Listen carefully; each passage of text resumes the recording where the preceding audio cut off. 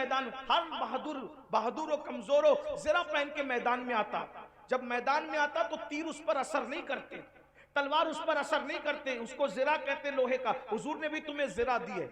2 زرہ کا ذکر کرتا ہوں، اور اگر وقت رہا تو تیسری زرہ بھی بتاؤں آپ کو. اپنی طرف سے نہیں، میں کوئی عامل وامل نہیں ہوں، کسی بھی فیلڈ کا عامل نہیں، لیکن ہم تو حضور کے غلام ہیں. ہم ہر چیز میں اپنے بزرگوں کو دیکھتے ہیں. ایسی پاورفل چیزیں تمہارے پاس ہیں، تمہیں کوئی قبرستان میں بیٹھنے کی ضرورت نہیں، چلے چٹی کرنے کی ضرورت نہیں، بس حضور نے تمہیں بتایا. آقا علیہ السلام فرماتے ہیں جو باوضو رہے وہ اللہ کے قلعے میں محفوظ ہو گیا. سبحان اللہ. حضور کی حدیث ہے صلی اللہ علیہ وآلہ وسلم، باوضو آدمی پہ جادو اثر نہیں کر سکتا جب تک وہ باوضو رہے گا. حضور کہہ رہے ہیں، اور کیا فرمایا؟ اللہ کے قلعے میں محفوظ ہو جاتا ہے وضو کرنے والا. ارے کوئی بادشاہ کے قلعے میں محفوظ ہو جائے، اس کا کوئی کیا بگاڑ سکتا ہے؟ جو اللہ کے قلعے میں محفوظ ہو اس کا کوئی کیا بگاڑ سکتا ہے؟ بے شک بے شک. سرکار غریب نواز پہ کیسا جادو کرنا چاہا، ہوا جادو کا اثر ہوا غریب نواز پر، ہوا غریب نواز پہ جادو کا اثر. باوضو رہو، لیکن باوضو کیا رہو گے میرے بھائی، برا مت ماننا، تم تو کھڑے ہو کر پیشاب کرتے ہو، اس کے بعد پانی بھی نہیں لیتے. تمہیں وضو کرنا بھی میرے بھائی لوگ نہیں آتا زیادہ تر.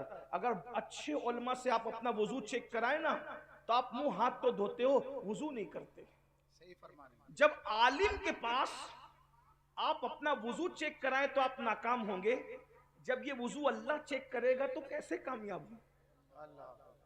کمپیوٹر سیکھانا وضو بھی سیکھ لیتے، موبائل چلانا سیکھانا تو غسل بھی سیکھ لیتے، کم سے کم پاک تو رہتے. بے شک. 3 بچوں کے باپ ہو گئے، غسل وضو نہیں آتا. 3 بچوں کی مائیں ہوگی، وضو سیکھا نہیں. ہر ایک کے لیے وقت دیا، اللہ کے لیے وقت نہیں دیا. اللہ کے بندوں غسل وضو سیکھو. آپ یہ نہ کہنا کہ کس مولوی کو لا کر کے بٹھایا، یہ تو ہمیں غسل وضو کی بات کرتا ہے، ہم تو بہت بڑی بات سننے کے لیے آئے تھے.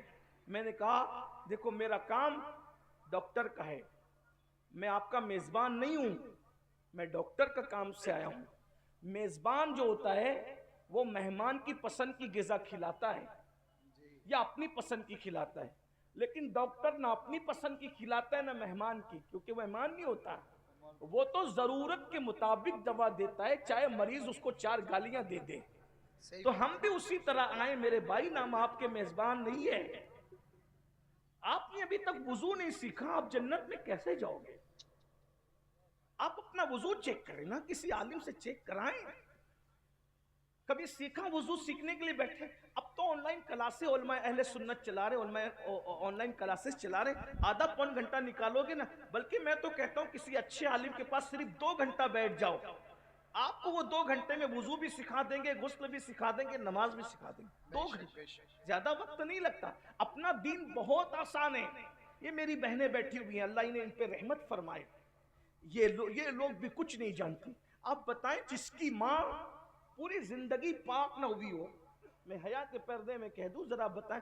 جب آپ علماء سے پوچھیں، مجھ سے مت پوچھیں، میں بہت چھوٹا آدمی ہوں. جب آپ کو غسل نہیں آئے گا تو آپ پہ جنابت کا غسل فرض ہوگا، جب غسل ہی نہیں آئے گا تو آپ پاک نہیں ہوں گے. تو زندگی بھر جو پاک نہ رہا اس کے گھر میں نیک اولاد کیسے پیدا ہوگی؟ زندگی بھر جس کی ماں پاک نہ ہو سکی اس کے گھر میں کوئی ولی قطب ابدال کیسے پیدا ہوگا؟ ولی قطب اور ابدال کے لیے ام الخیر جیسی ماں چاہیے، سبحان اللہ. ابو صالح جیسا باپ چاہیے، تب ولی پیدا ہوتا، بلکہ ولیوں کا سردار پیدا ہوتا. باپ غیاث الدین چاہیے، ماں ماہ نور چاہیے، تب غریب نواز جیسا فرزند پیدا ہوتا ہے. ہمارا کیا حال ہے؟ تو میں عرض کر رہا تھا حسد سے نکلو.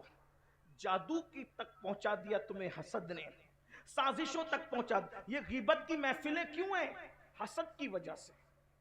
اللہ کے رسول علیہ السلام کے غلاموں فرمایا گیا الغیبت اشد من الزنا، کہ غیبت زنا سے بدترین چیز ہے. زنا سے بھی بری چیز کا نام غیبت ہے. جہاں بیٹھتے ہو شادی میں غیبت، جنازوں میں غیبت، محفلوں میں غیبت، مذہبی محفلوں میں غیبت، مسجدوں میں غیبت. رمضان شریف میں بھی ہم اپنی زبان کو غیبت سے بچا نہیں پاتے. اس لیے خدا کے لیے حسد سے بچو. پھر غوث پاک فرماتے ہیں मैं अर्ज करूं ना, आप थक तो नहीं गए ना? खुतबात में गौस पाक के पढ़ रहा हूं, मुझे पता है आपको नारा लगाने वाली तकरीर चाहिए, लेकिन आज मैं ऐसा नहीं करूंगा। मैं कोई करामत गौस पाक की बयान नहीं करूंगा, हालांकि मैं करामत पर ईमान रखता हूं, मेरा अकीदा है अल्हम्दुलिल्लाह, लेकिन आज मैं गौस पाक के खुतबात पढ़ रहा हूं। तवज्जो करना, गौस पाक फरमाते हैं तकब्बुर न करना। जवानों से कहते हैं जवानों तकब्बुर न करना। क्यों? क्योंकि हर गुनाह फासिक बनाता है और तकब्बुर काफिर बनाता है। वस्तकबरा वकाना मिनल काफिरीन, और तकब्बुर किया काफिरों में से हो गया। तुम्हें बाइक मिलती है महंगी वाली बाइक, उस पे जींस और टी शर्ट पहन लिए और अल्लाह ने थोड़ा सा हुस्न दे दिया तो कितना घमंड करते हो, किसी को सलाम नहीं करते, बूढ़ों का मजाक उड़ाते हो, उलमा का मजाक उड़ाते हो। ये तकब्बुर है ना। माल ने तुम्हें घमंडी बनाया ना, हुस्न ने तुम्हें घमंडी बनाया ना, जवानी ने तुम्हें घमंडी बनाया ना। गौस पाक फरमा रहे तकब्बुर न करना। अल्लाह पाक फरमाता है कि तकब्बुर मेरी चादर है और बड़ाई मेरा तैबन है, इसको मुझसे छीनने की कोशिश न करो। जो इसको छीनने की कोशिश करता है मैं उसके दांत तोड़ देता हूं, मैं उसको तबाह कर देता हूं, मैं उसको बर्बाद कर देता हूं। तकब्बुर किसी को ज़ेबा नहीं है। हुस्न की बुनियाद पर तकब्बुर करने वालों, दौलत की बुनियाद पर तकब्बुर करने वालों, नेकी की बुनियाद पर तकब्बुर करने वालों। तकब्बुर का मतलब अपने आप को कुछ समझना, मैं कुछ हूं। देखते नहीं, कोई आए तो सलाम नहीं करते, कोई सलाम करे तो जवाब नहीं देते। अरे शादियों में अगर कोई गरीब मालदारों के पास आके बैठ जाए तो अपने सफेद कपड़े समेटने लगता है। नादान हो, अल्लाह अकबर। अपने सफेद कपड़ों पे घमंड करने वालों, ये वजूद मिट्टी की गिज़ा बनने वाला है, इस वजूद को मिट्टी ने खाना है। मैं तो एक बात मुझे याद आई, अल्लाह अकबर। एक मर्तबा मौला मुश्किल कुशा एक खूबसूरत प्याले में शरबत पी रहे।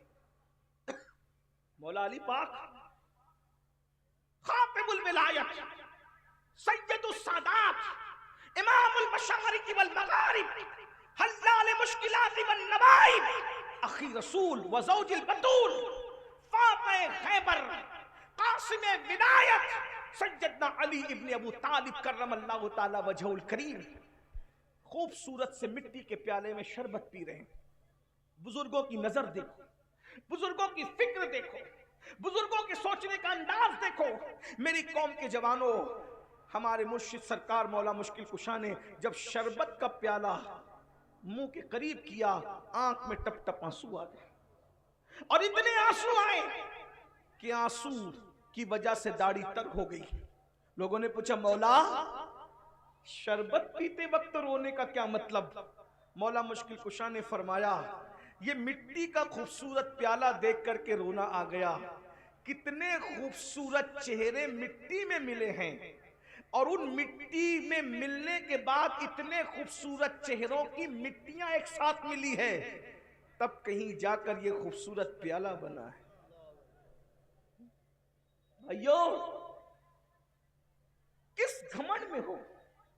उस दौलत के घमंड में कि फिरौन दौलत को अपने साथ न ले जा सका, नमरूद दौलत को अपने साथ न ले जा सका। दौलत के नशे में खुदा को भूल करके तकब्बुर कर रहे हो, गरीबों को हकीर जानते हो। अरे ज़कात भी देते हो तो हिकारत के साथ देते हो, चंदे भी देते हो तो हिकारत के साथ देते हो। ऐसे इससे तो था कि न देते। क्या दीन आपका मोहताज है? क्या अल्लाह के गरीब बंदे आपके मोहताज हैं? अल्लाह के ऐसे भी बंदे जमीन पे मौजूद हैं कि वो भीख भी देते हैं और माजरत करके कहते हैं अगर तकलीफ हुई हो तो माफ कर देना।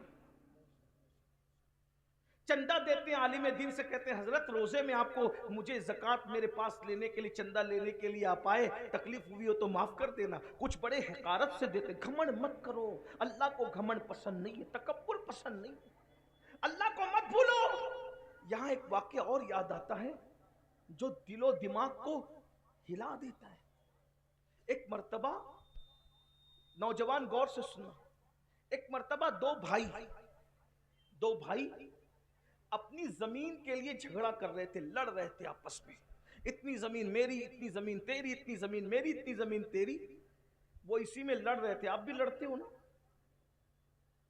दुनिया दुनिया दुनिया, कभी अल्लाह को भी याद करते हैं? दुनिया दुनिया दुनिया, हाय दुनिया वाहे दुनिया दुनिया करते ही मर जाते।